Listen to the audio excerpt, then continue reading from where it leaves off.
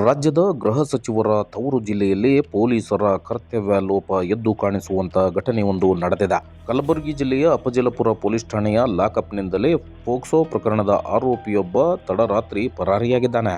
ಪೊಲೀಸರು ಠಾಣೆಯಲ್ಲೇ ಮಲಗಿದ್ದನ್ನ ಗಮನಿಸಿದ ಆರೋಪಿ ಇದನ್ನೇ ಬಂಡವಾಳವಾಗಿಸಿಕೊಂಡು ಎಸ್ಕೇಪ್ ಆಗಿರುವ ಘಟನೆ ಸಾರ್ವಜನಿಕರಲ್ಲಿ ತೀವ್ರ ಆಕ್ರೋಶಕ್ಕೆ ಕಾರಣವಾಗಿದೆ.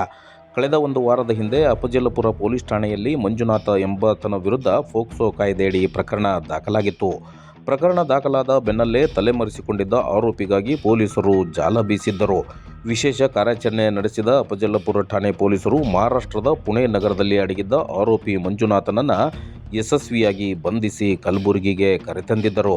ಆದರೆ ಗುರುವಾರ ಮಧ್ಯರಾತ್ರಿ ಠಾಣೆಯ ಲಾಕಪ್ನಲ್ಲಿದ್ದ ಆರೋಪಿಯ ಮೇಲೆ ನಿಗಾ ಇಡಬೇಕಾಗಿದ್ದ ಪೊಲೀಸರು ಮೈಮರೆತು ನಿದ್ದೆಗೆ ಜಾರಿದ್ದಾರೆ ಎನ್ನಲಾಗಿದೆ.